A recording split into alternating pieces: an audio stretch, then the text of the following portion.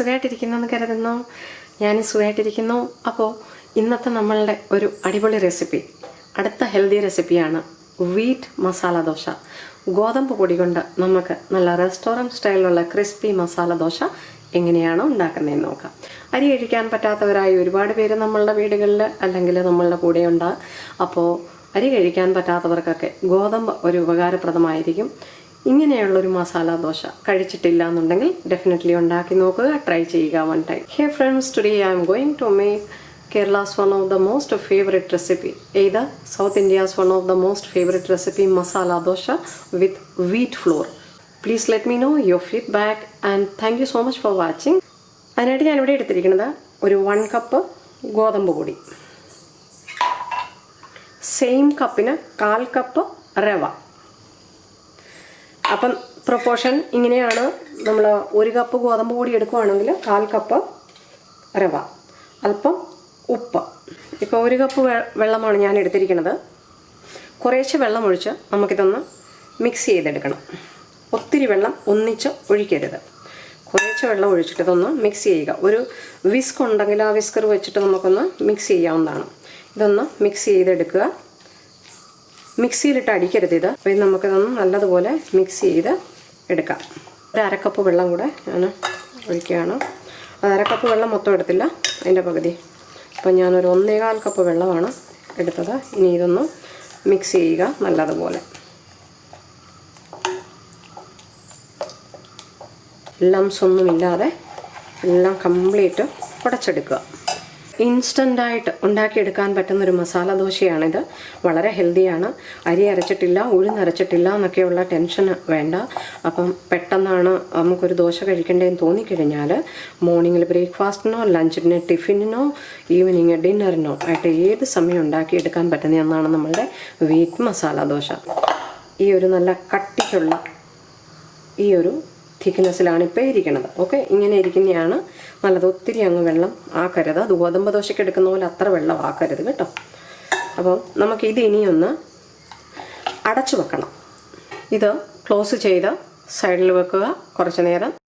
അപ്പോൾ നമുക്ക് ദോശയ്ക്കകത്ത് വെക്കാനായിട്ട് ഫില്ല് ചെയ്യാനായിട്ട് ഇനി നെക്സ്റ്റ് നമ്മളുടെ മസാല ദോശയുടെ മസാല ഉണ്ടാക്കുക. മസാല ഉണ്ടാക്കാനായിട്ട് ഇവിടെ ഒരു പൊട്ടറ്റോ, ഒരു 2-3 പൊട്ടറ്റോ ഒന്ന് ബോയിൽ ചെയ്തെടുക്കുക. ഞാൻ കുക്കറിലിട്ട് ബോയിൽ ചെയ്തു. ഇത് ഓവറായിട്ട് അങ്ങ് അളിഞ്ഞ് പോകരുത് കേട്ടോ. അപ്പം നമുക്കിതും കൊണ്ട് ഫോർക്കും കൊണ്ട് ഉടച്ചെടുക്കാൻ പറ്റുന്ന രീതിയിൽ വേണം ഇതൊന്ന് ബോയിൽ ചെയ്യാനായിട്ട്. ഒരുപാട് അങ്ങ് ഇപ്പോൾ ഉടയ്ക്കണ്ട. ഇത് നമ്മൾ മസാല ഇപ്പം റെഡിയാക്കുന്ന സമയത്ത് നമുക്ക് പാനിലിട്ടിട്ട് ഉടച്ചാലും മതി. അപ്പം ഇപ്പം ഞാൻ ബോയിൽ ചെയ്തെടുത്ത് ഇവിടെ നല്ല ചൂടാണ്. ഒരു വലിയ സവാള നീളത്തിൽ കൊത്തി അരിഞ്ഞത്, ഒരു 1 ടീസ്പൂൺ ഇഞ്ചി ചെറുതായിട്ട് കൊത്തി അരിഞ്ഞത്, ഒരു പച്ചമുളക് ചെറുതായിട്ട് കൊത്തി അരിഞ്ഞത്, 1 സ്പൂൺ മല്ലിയില, ഫ്രഷ് മല്ലിയില കൊത്തി അരിഞ്ഞത്, ഒരൽപ്പം കറിവേപ്പില, ഒരു 2 വറ്റൽമുളക്, 1 ടീസ്പൂൺ ഉഴുന്ന് പരിപ്പ്, 1 ടേബിൾ സ്പൂൺ കടലപ്പരിപ്പ്, കടുക് വേണം, മഞ്ഞൾ വേണം, ഒരു 2 സ്പൂൺ നമുക്ക് ഓയിൽ വേണം. ഞാനിവിടെ ഒരു ചീനിച്ചട്ടി വെച്ചിട്ടുണ്ട്, ഒരു പാൻ വെച്ചിട്ടുണ്ട്. അതിലോട്ട് ഒരു 2 ടേബിൾ സ്പൂൺ ഓയിൽ ഒഴിച്ചു കൊടുത്തു. നിങ്ങൾക്ക് ഏത് എണ്ണ വേണമെങ്കിലും യൂസ് ചെയ്യാം. ഞാനിപ്പോൾ റിഫൈൻഡ് ഓയിലാണ് യൂസ് ചെയ്യുന്നത് കേട്ടോ. കടുക് ഇട്ട് കൊടുക്കുക. കടുക് പൊട്ടി വരുമ്പോൾ നമുക്ക് ഈ ഉഴുന്ന് പരിപ്പും കടലപ്പരിപ്പും അങ്ങനെ ഇട്ട് കൊടുക്കുക. ഫ്ലെയിം അല്പം കുറച്ച് വെക്കണം, പരിപ്പ് കരിഞ്ഞു പോകരുത്. ഇതിലോട്ട് ഈ വറ്റൽമുളക് അങ്ങനെ ഇട്ട് കൊടുക്കുക. ഫ്ലെയിം വളരെ ലോ വെക്കുക, കരിഞ്ഞു പോകരുത്. ആ പരിപ്പൊന്ന് ഇട്ട് നമ്മുടെ ചനാദാലും ഉഴുന്ന് പരിപ്പും ബ്രൗൺ ആയി വരുമ്പോൾ, ലൈറ്റ് ബ്രൗൺ ആയി വരുമ്പോഴേ ബാക്കി കാര്യങ്ങൾ ആഡ് ചെയ്യാവൂ കേട്ടോ. അതിന് മുന്നേ ആഡ് ചെയ്യരുത്. അതിൻ്റെ പേര് കറക്റ്റ് പരിവുമായിട്ടുണ്ട്. ഈ കറിവേപ്പില ഇട്ട് കൊടുക്കുക.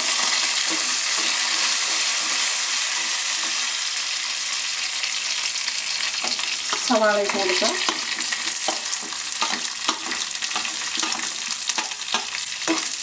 ചെയ്യുക.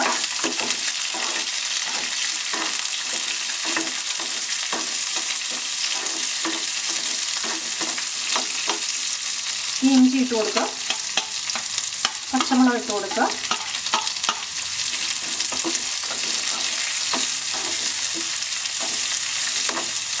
ഗ്രീൻ ചില്ലി ആഡ് ചെയ്യേണ്ടെന്നുണ്ടെങ്കിൽ ആഡ് ചെയ്യേണ്ട, അത് ഓപ്ഷണലാണ്. ഒരുപാട് എരിവുള്ള മുളകൊന്നും അല്ല ഞാൻ ആഡ് ചെയ്തിരിക്കുന്നത്, അധികം എരിവില്ലാത്ത മുളകാണ് ആഡ് ചെയ്യുന്നത്. അല്പം ഉപ്പൊന്നിട്ട് കൊടുക്കുക, ആ സവാളയിലൊക്കെ ഉപ്പൊന്ന് പിടിക്കുന്ന ഉപ്പം. ഒത്തിരി അങ്ങ് ബ്രൗൺ ആക്കിയോ ഒത്തിരി അങ്ങ് വൈകിട്ട് വേണ്ട, ഒന്ന് വെന്ത് വരണം, ഒരു 2-3 മിനിറ്റ് കേട്ടോ. ഒരു 1/2 ടീസ്പൂൺ മഞ്ഞളൊന്ന് ആഡ് ചെയ്ത് കൊടുക്കുക, ഒരുപാട് വേണ്ട. മിക്സ് ചെയ്യുക. അപ്പം ഞാനൊരു 3 മിനിറ്റായിട്ട് വഴറ്റുകയാണ് കേട്ടോ, ലോ ഫ്ലെയിമിൽ. സവാള പച്ച ചുവയ്ക്കരുത്, അത്രയേ ഉള്ളൂ. പക്ഷേ അങ്ങ് ഒരുപാട് വെന്ത് പോകരുത്. ഒരു 4 മിനിറ്റോളം ഞാനിതൊന്ന് വഴറ്റി ഓപ്പണായിട്ട് ഇട്ട് തന്നെ. അപ്പോൾ ഇത് സവാള റെഡി ആയിട്ടുണ്ട്. ഇതിലോട്ട് നമുക്ക് ഈ പൊട്ടറ്റോ അങ്ങ് ആഡ് ചെയ്ത് കൊടുക്കാം. ഒരല്പം ഉപ്പ് ഇനി ആഡ് ചെയ്യണം, ഒരല്പം ഉപ്പ് കൂടി. പൊട്ടറ്റോയിൽ ഉപ്പില്ലല്ലോ, അപ്പോൾ ഒരല്പം ഉപ്പ് കൂടി ഒന്ന് ആഡ് ചെയ്യുക.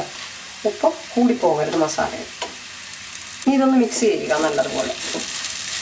ഇതൊന്ന് ഉടച്ചു കൊടുക്കണം. നമ്മൾ ഫോർക്ക് ഉപയോഗിച്ചോ സ്പൂൺ ഉപയോഗിച്ചോ ഉടച്ചു കൊടുക്കാവുന്നതാണ്. മിക്സ് ചെയ്യുക. മാഷ് ചെയ്യുന്നവരുണ്ട്, നല്ലപോലെ അങ്ങ് മാഷ് ചെയ്ത് വേണേലും എടുക്കാം മസാല. ഞാൻ ഒരുപാട് മാഷ് ചെയ്യാറില്ല കേട്ടോ, ഒരിച്ചിരി ഇടയ്ക്കൊന്ന് കടിക്കുന്നത് നല്ലതാണ്. കട്ട് ചെയ്ത ഫ്രഷ് കൊറിയൻഡർ ലീവ് മല്ലിയില ഉണ്ടെന്നുണ്ടെങ്കിൽ ഒരല്പം ഇട്ട് കൊടുക്കാം. ആ റെസ്റ്റോറൻറ്റ് സ്റ്റൈൽ ടേസ്റ്റൊക്കെ ഒന്ന് വരേണ്ടിയിട്ടാണ് കേട്ടോ. മല്ലിയില ഇല്ലയെന്നുണ്ടെങ്കിൽ ഒരു കുഴപ്പമില്ല. ഇവിടെ നമുക്കിത് ഗ്യാസ് ഓഫ് ചെയ്തിട്ട് ഇതൊന്ന് തണുക്കാൻ അനുവദിക്കാവുന്നതാണ്. മസാല നമ്മൾ റെഡിയായി. നമ്മളുടെ 3ാമത്തെ സ്റ്റെപ്പ്. ഇനി ചട്നി ഉണ്ടാക്കുക. തേങ്ങയില്ലാതെ ഹെൽത്തി ആയിട്ടുള്ള ചട്നി ഉണ്ടാക്കുക.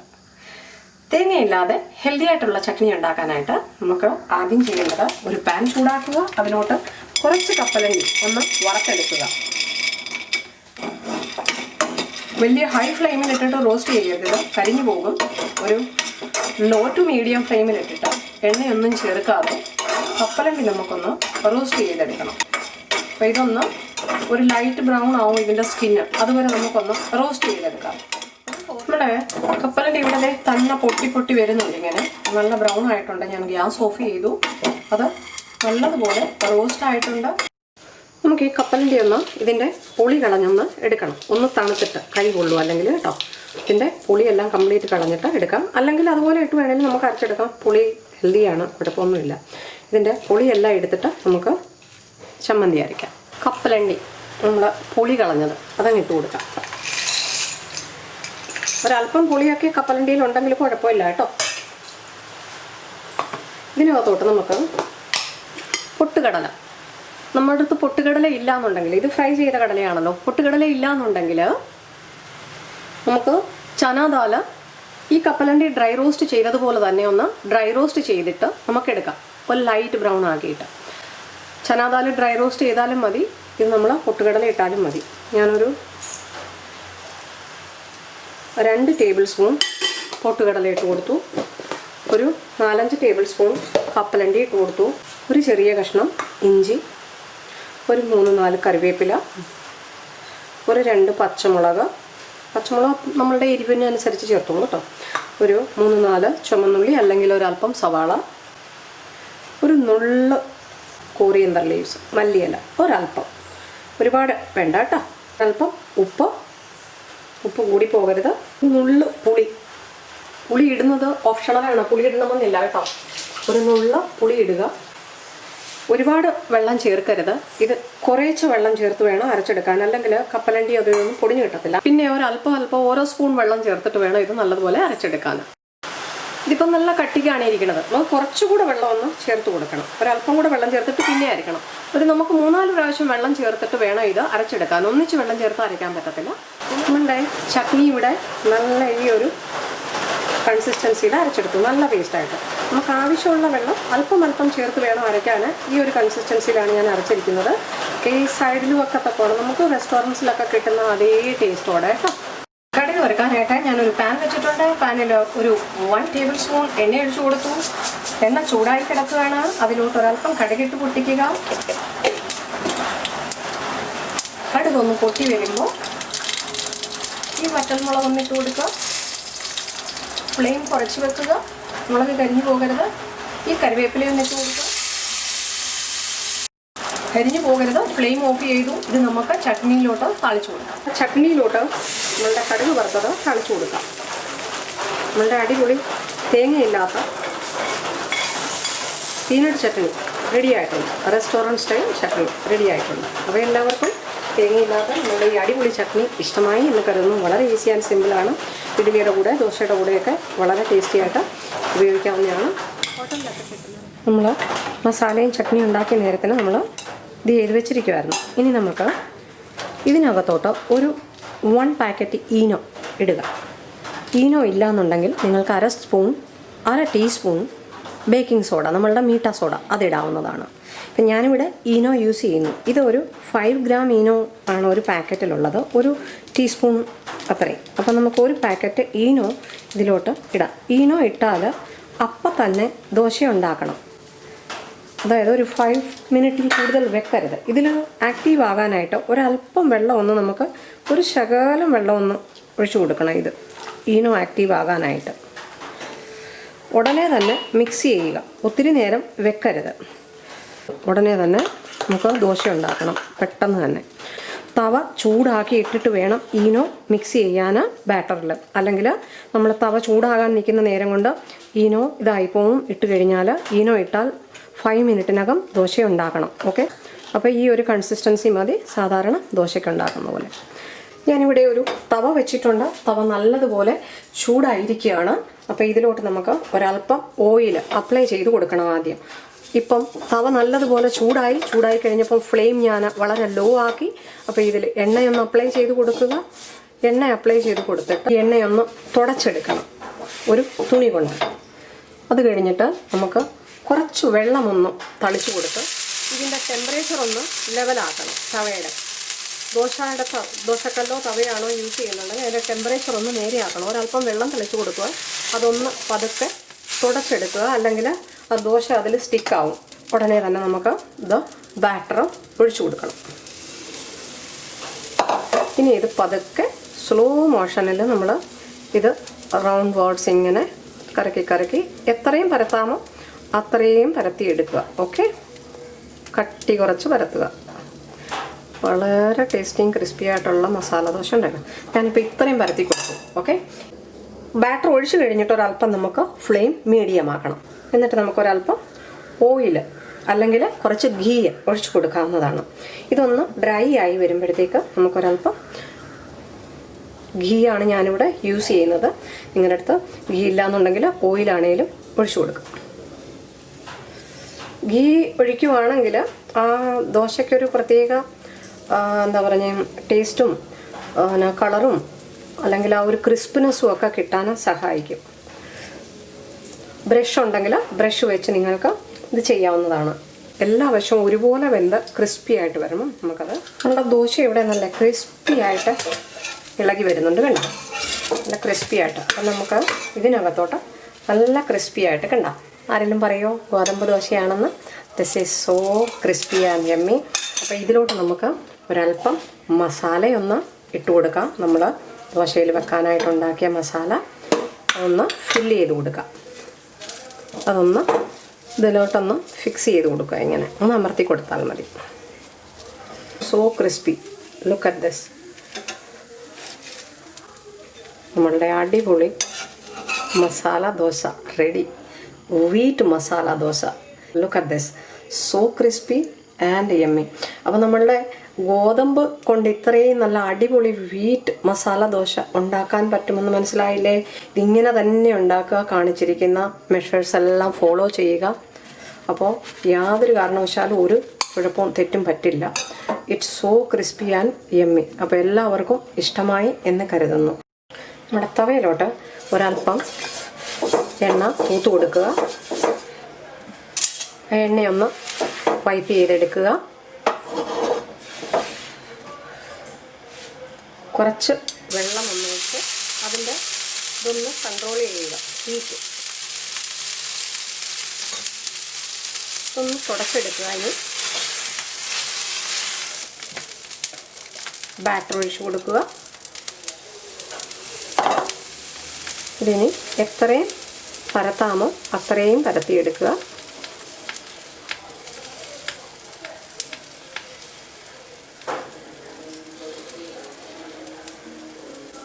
പരത്തി കഴിഞ്ഞ് ഫ്ലെയിം ഒരല്പം മീഡിയം ആക്കുക.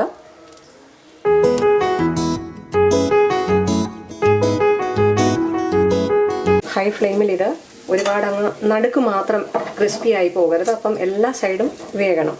എല്ലായിടവും ക്രിസ്പി ആയി കഴിയുമ്പോഴേ നമുക്ക് മസാല ഫില്ല് ചെയ്യാൻ പറ്റുള്ളൂ. കുറച്ച് മസാല ഇതിലോട്ട് ഫില്ല് ചെയ്യണം. ഇടക്കോട്ട് ഒരല്പം മസാല ഫില്ല് ചെയ്ത് കൊടുക്കുക.